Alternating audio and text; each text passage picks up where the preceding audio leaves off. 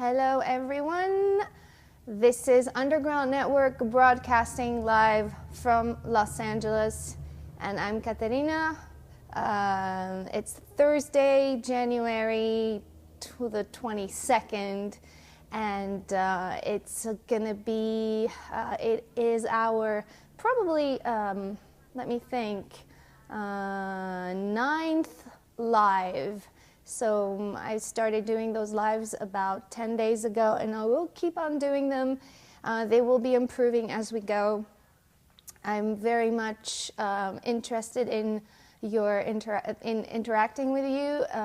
Very much interested in what you think about this whole thing, because this is actually just a kind of showcasing what each and every one of us could be doing in the very near future through the Underground Network platform.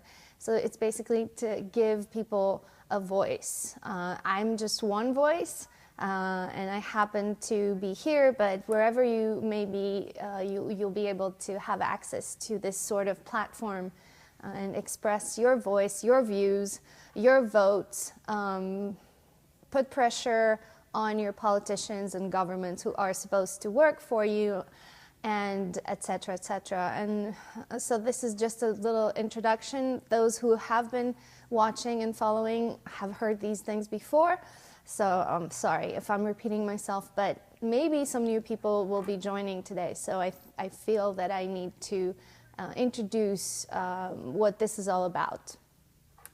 Anyway, just to go back to, I was thinking of a name for this program, daily program, which broadcasts live. I came up with, I have a few ideas and some play on words, but I'm not sure. I have not made a final decision yet. You could keep sending me your suggestions about how we could call this live program. One of my ideas today was to call it, I'm political idiot. I'm political, comma, idiot. Like saying it's, like I say, it's, it's capitalism, stupid. And the reason why, it's because maybe most of you, especially if you're Greek, some of you may know that the word idiot in Greek means private. So being a private versus being participating in the public life was considered being stupid in ancient Greek. Thus the word idiot meaning stupid in English. So I was thinking of this as a title for this show. I'm political, idiot. Everybody should be political in that sense. Everybody should be political versus and I'm saying political versus belonging to a specific, you can have an ideology, you can belong to a party. It's just that sometimes, you might be blinded by the ideology or the party, and you might not have the ability to think outside of the box. And I think we live in times where we do need to think outside of the box with all the things happening. Words being distorted, words having lost their meaning everywhere in the press, on TV. They use a word for another, everybody getting confused. So we do need to think outside of the box. Sometimes you have leftist parties who are anything but lefty. Sometimes you have, a lot of people or parties, ideologies put in the same bag. For example, a lot of people, being framed as populists, and then you read in the media, oh, this person, for example, Tsipras, Greek leader of Syriza party, he's a populist, and then you hear the word populist for another person who is completely unrelated to a person like Alexis Tsipras. So there's a lot of confusion. So I think we have to be able to make a clear distinction in today's world and try to think outside of the box. So that was my introduction. I always make one every day. So I have some friends joining already. I know these names. I have seen them before. My friend Glyphadiotis Peris, Vagelas, Zographos. Hello to you. You're all. It looks like you're all in Greece. I know some of you are in England, Scotland, if I'm not mistaken. You are probably either joining or will watch later. But anyway, I meant to say hello to you, and there's a few things I want to talk about today. I was coming here with the intention of talking a little more about what happened today. There was a rally, Syriza rally in the center of Athens, and I just wanted to sort of talk about that. I went on Twitter and scrolled down as I usually do. So it was very crowded. The leader of Podemos was there, from what I saw, and it was quite interesting to see, you know, all these people attending, you know, lots and lots of people attending. I should probably be able. Oh, by the way, look at this. Look what I'm able to do. And I think many people will be able to do that in the near future. So this is where I am. I don't know, does that work? No, it did not work. This is where I am. Okay, this is where I am. I can do that. Hello! So basically, I don't need to have a director. And I don't need to have a control room, because I am my own control room, and so can you in the very near future. So my friend Peter just joined. Hey Peter, it's nice to have people coming outside of Greece. I don't know where you are, Peter, just remind me, but one of the reasons why this is in English is just to be able to have a Greek voice, but in an English language. And it's actually not only a Greek voice. We're trying to talk about many things here. So, but what I wanted to say about, just to wrap it up a little bit, because we talked about Syriza yesterday, and we said that, I mean, I did, not you, but we all kind of agreed that, there's a lot of vague arguments, and they don't really talk about how they're going to do all the things that they're going to do. But there was indeed an article earlier on in Business Insider. So the article is by Thomas Hurst, and he lays out the key points of Tsipra's policy. So we've already mentioned these key points. You've all already heard about them. One of them is, austerity is not part of the European treaties. Democracy is the principle of popular sovereignty. Okay, all right, that's one of the key points. Duh, in a way, isn't it? Like, he's just stating the obvious. The other thing is actually quite alarming if you know what the real situation is and how you can get out of it. Syriza government will respect Greece's obligation as a Eurozone member to maintain a balanced budget and will commit to quantitative targets. Okay, that balanced budget expression is these are words coming out of the mouth of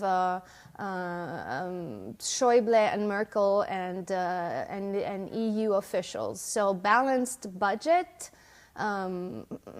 Okay, that's actually Syriza's leader saying that. So, Eurozone member, he wants to be in the Eurozone and he wants to maintain a balanced budget. How? And what does that mean practically for the people?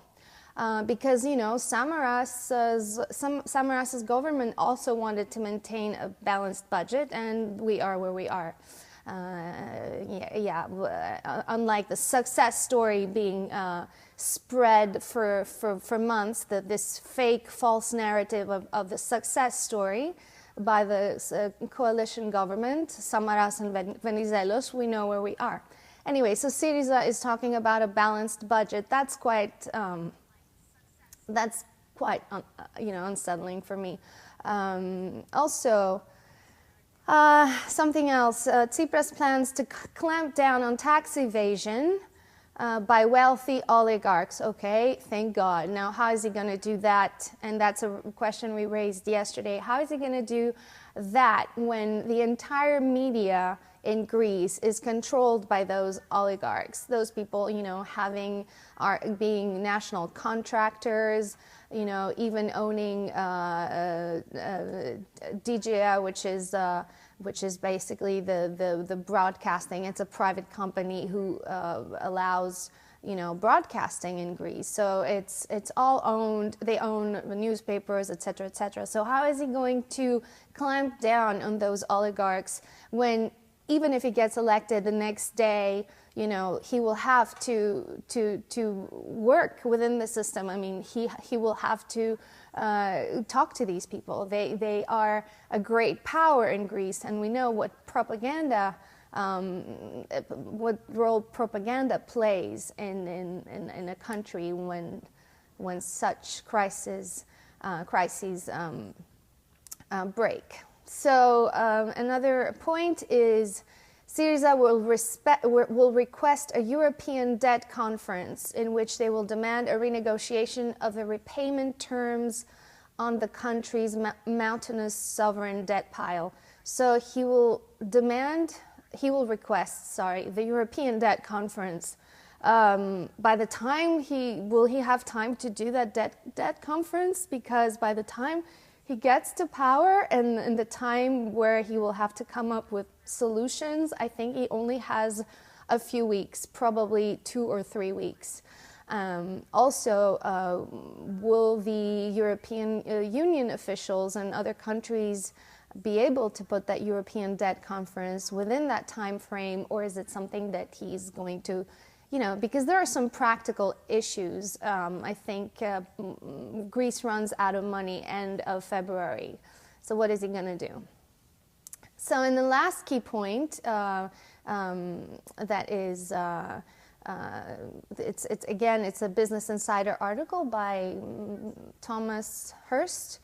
The last point is, most importantly, the party is asking to be given time in which to deliver the reforms that Greece needs in order to put itself back into a path of economic growth and debt sustainability. So, more time. Okay, more time. To do what? More time. How is an economy returning to growth? By borrowing more money? Okay, so is that a solution? So that's not very satisfying, at least to me. And then lastly, Tsipras apparently, Syriza is promising to try and get more time in which to deliver reforms. I really want to know what he means by this word reforms, because this word reforms has been, used in so many different ways. And Merkel and Schäuble, for example, and the EU and the Troika consider reforms to be basically a sellout of Greece, impoverishment of the population, and all these things. And I don't think so. This is what they mean by reforms. Those guys. So what does Syriza mean? What does Alexis Tsipras means when he talks about reforms? Anyway, those were the key points, and I just wanted to mention them once again. And going back to what I was saying earlier, between why should we think outside of the box? I think all of us, wherever we are, because sometimes we have a we have a sympathy for a specific, let's say, ideology or a person, yet we become deaf and we don't really listen to what they're saying, and so we blindly go with whatever, and we are deaf and blind and don't realize, when afterwards things don't turn out the way we thought they were going to go, we're very disappointed. One of a very shouting example for me personally is for example, Obama and all this hope that everybody was, voting for back in 2008. and the absolute, disillusion and disappointment for many. I'm one of them, especially in terms of foreign policy and So the hope, selling hope like this is not good. You need to have hope based on real arguments and real solutions. Again, I will show you. I'm sorry, I have to show that to you. So this is where I am, and I'm actually really happy to be able to do that, because that means that very soon I will be able to have some guests here and hold some interviews, because I can just have 2 cameras. And these are not cameras, by the way. These are, believe it or not, cell phones. Maybe you can see it. Maybe you can see it. Maybe you can see it there. These are 2 cell phones. Let me show you again. Okay. So Maria is here. Peter is in Sweden at the moment, but living in Thessaloniki as well, together with his Greek family. So we have a Swedish person, and this is great. I'm very happy that we have a non-Greek. This aims to be a worldwide dialogue through this platform, Underground Network.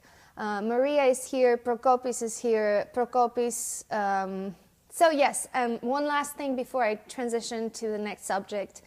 I've had an exchange of messages with many people on Facebook. One of them is my friend Prokopis, who's just now writing a message. And he is actually really, he spells it out quite openly on a public Facebook message that he wrote. Within this political system in Greece, there is something called parliamentary immunity, and it means basically that, I'm just going to quote it out of Wikipedia. I'm not going to pretend.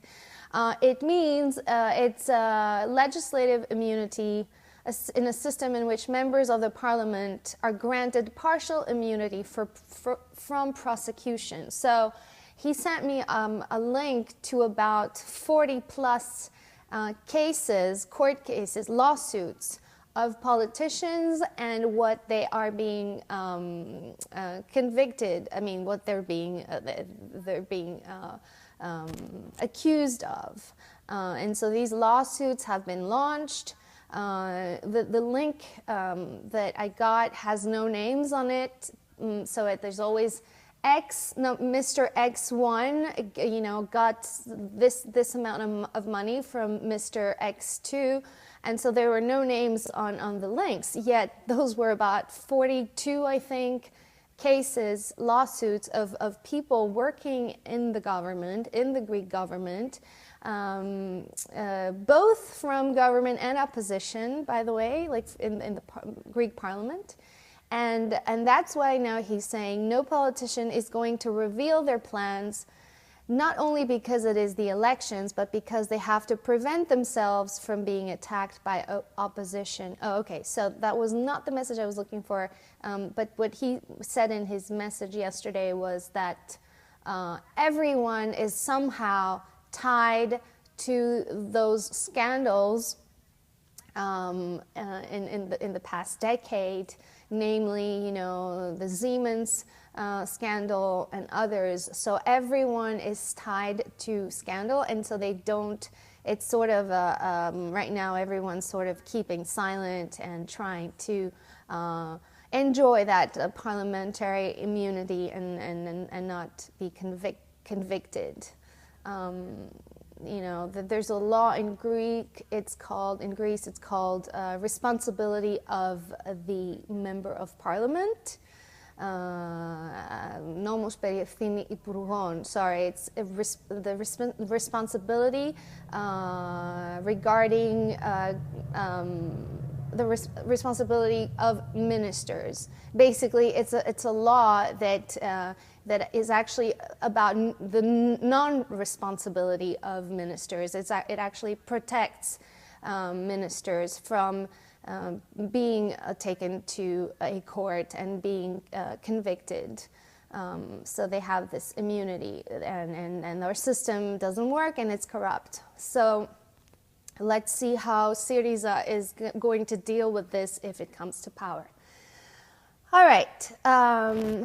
So I was talking about Obama earlier on, and I was actually meaning to talk about the Patriot Act and what happened earlier in 2001 after 9/11, and you know, they basically you know, had to sign something called, they had to pass an act in Congress signed into law by George Bush. It's called the Patriot Act, and it stands for Uniting and Strengthening America by Providing Appropriate Tools Required to Intercept and Obstruct Terrorism Act in 2001. So that's the there's an backronym, USA Patriot, and it's all these initials. So it's basically to obstruct terrorism. And has the Patriot Act worked? You can have your opinion about it, but when one lives in the United States and goes through all these security controls, and after what, you know, all the revelations that we've had over the years through whistleblowers and Snowden and many others, it doesn't look like it was something that really worked. It looks like this Patriot Act is used more to control our lives rather than actually fight terrorism. And you know, I was talking about Obama, and the reason why I mentioned him is because on 2011, President Barack Obama signed the Patriot Sunsets Extension Act. So it's a 4-year extension of 3 key provisions in the USA Patriot Act, which is, you know, searches of business records, roving wiretaps, and conducting surveillance of lone workers, meaning, lone wolves, meaning, you know, just trying to find suspicious individuals who, you know, might be terrorists, but we're not sure, but we're still going to, you know, break into their personal, you know, emails and or follow them, and so basically just you know, have surveillance and then expand surveillance on individuals, even if they're just, you know, lone wolves, and just to fight terrorism. So this is supposedly the extension that President Barack Obama signed in 2011. So, you know, this war on terror is now introduced in Europe, and namely in France, and I'm reading in the news today 2 things. One of them is that, you know, France is going to send what's called secularism ambassadors to schools. So what is that? So France is a secular state. You know, it has what's called the values of the Republic, which means it separates church and state. And you know, women are not allowed to wear the headscarf in public, in schools, universities. There are some laws like that. You're not you're not supposed to ostentatiously, you know, show your religion in public and things like that. In schools mainly, and university.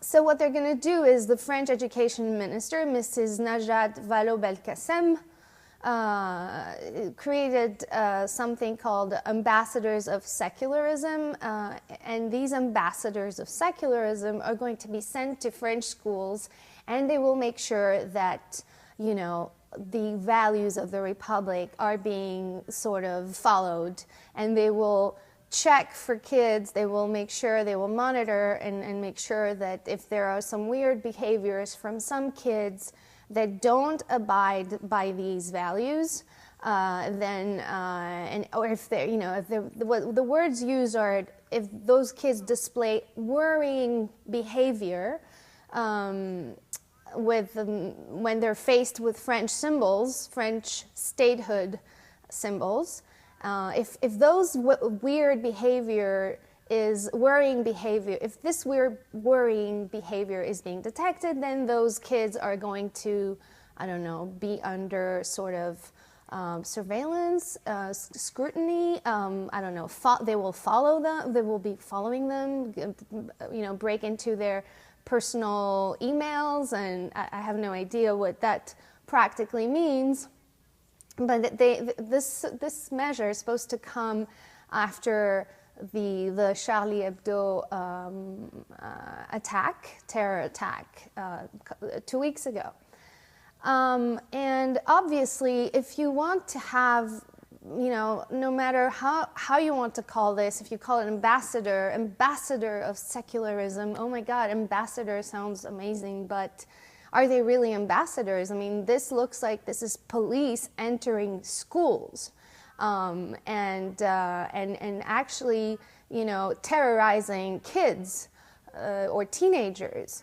And under, you know, what democratic sort of society such a law or such a bill, whatever that is, should be implemented? Like, what kind of you know, Republican value is this to basically send police at school, in schools? This sounds more like terrorizing the people and kids in particular. So does this solve a problem? Obviously not. And this is all the more worrying and frightening because next is another thing that I'm reading today, and this is really by just a quick, you know, brushing through everything. I'm reading that the European Union wants internet firms to hand over encryption keys. So basically, you know, there's an EU official. His name is, what's his name? Oh my God, I had his name. His name is Gilles de Kerchove. I don't know if I'm pronouncing his name correctly, but he is the commissioner on, what is he exactly? I don't know. He's a voilà.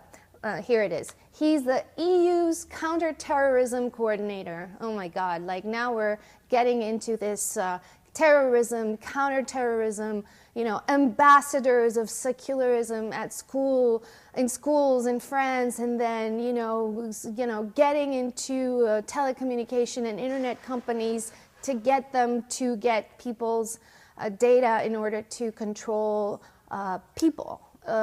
Okay. So Mr. Gilles de Kerchove says that there should be, you know, rules, and national governments should be helped in, you know, gathering information on suspected terrorists or potential terrorists. Oh, and what that means for our personal freedom and liberty in Europe, what that means is that it's not going great.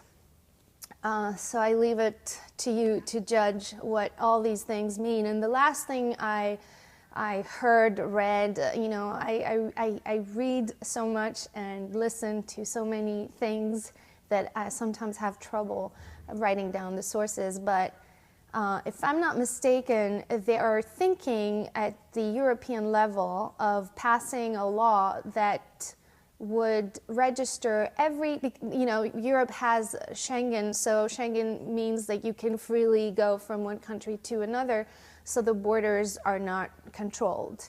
And so that's the free movement of people, and this is on what something that's at the basis of the European Union. And of course, now that all these attacks have erupted, at the EU level, they're wondering how to stop. They should be wondering how to stop the free movement, not of people, but of guns, obviously, or ammunitions and stuff like that. So their solution looks like it's going to be controlling people who are flying. So basically, just again breaches in personal and data and people flying, and being able to keep a file of those people and those names. So I don't understand how this would help, stopping or controlling terrorism, and how this would help, with security. All I'm seeing, and this is me being political and trying not to be an idiot. I can't help but understand that I can't help but think that all this is basically a way to control European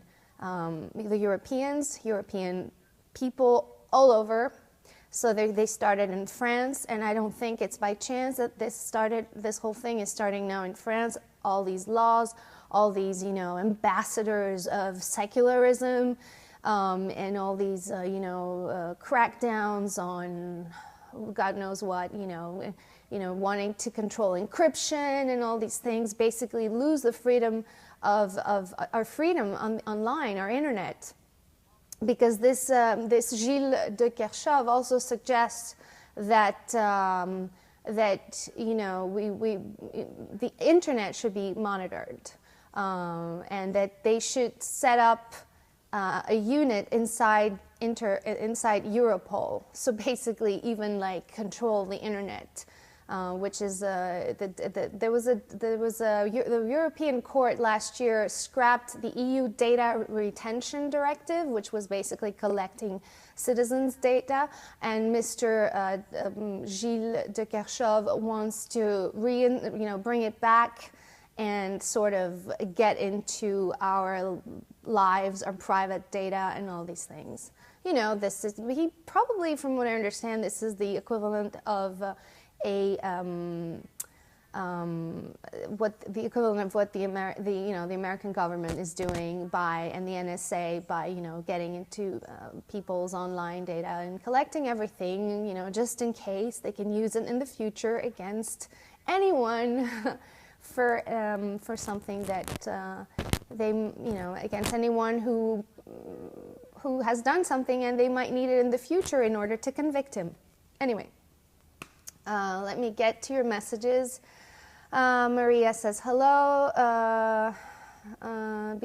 There's no specific reference to what the right behavior is. I'm not sure I understand what Prokopis is saying. If you want to clarify, Prokopis, I'm trying to make sense. I'm trying to, your message is sort of, okay. Be very specific. I bet there's no specific reference to what the right behavior is. Oh, you're probably talking about the secularism and France doing those, implementing those ambassadors of secularism in schools. Yeah, the right behavior. This is very vague. Once we become self-conscious, and once we know that we're no longer free, just even knowing that, from the moment we know that our behavior is affected, and this is a fact. And living in the United States, I can absolutely confirm that. It doesn't feel the same, and I'm sure this is not going to be the same in Europe either, unless the people do something for it. Another thing is, I heard that in 1938, something similar was implemented in France by the government at the time, the prime minister, I think, was, or the president, Daladier, in 1938, something similar was implemented. So right before, the Second World War, they had this sort of monitoring in schools. And I mean, it's somehow worrying to see beautiful Europe, Europe of democracy up until recently, turn into something right now not very discernible, but it's definitely turning into something that is not very pleasant for the people living in it. And I mean, you don't have to be a genius, or you don't have to be like super smart to understand that all this is related to economics, because once they, with everything going on with the euro right now, and the absolute failure of this currency, and the people sort of like not taking it anymore, so starting to rise, you have to sort of find other ways to counterbalance that awakening, right? I mean, I don't know. We'll see what happens. Anyway, this was today's show. I'm very happy that you guys joined.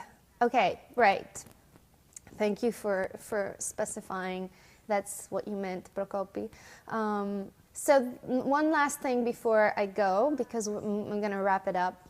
Starting Monday, this is going to be a 30-minute show split into two. It'll be 15 minutes in English and 15 minutes in Greek. It'll be short just because it's better if, there's I concentrate on a specific subject, and I'm going to try and be more structured and concise. And also it's better to do another 15 minutes in Greek. That way, subjects that are more interesting for Greek people, could just follow that part.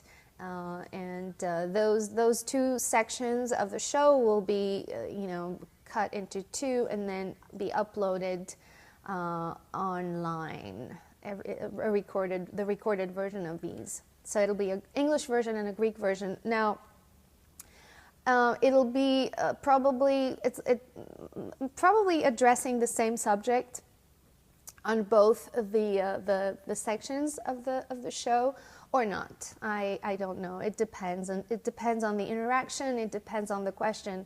But there's always ways that you can interact prior to this 30-minute show, so you can go on a little earlier and write things that you want to talk about, or I'm always checking the messages, so I could answer the next day and all these things. So hopefully this was food for thought. This was some food for thought for you today. And again, this is not supposed to be just me talking. This is all of us supposed to be having a sort of an interaction and a dialogue. Keep following this show, whether live or recorded. I'll be here tomorrow. 11 p.m. Greek time, 1 p.m. Los Angeles time, Underground Network from Los Angeles, broadcasting live, and also keep it up. We shall win. We are the people, and we shall win with our ideals, our values, our hopes for democracy around the world and in our own country. Thank you, Peter, for joining. I'm saying this because he was the only non-Greek. And I will see you soon. Take care, everybody. Prokopi says that my show is great. I thank you very much. I know it can be greater than that. And one last thing is, once we structure the show in that way,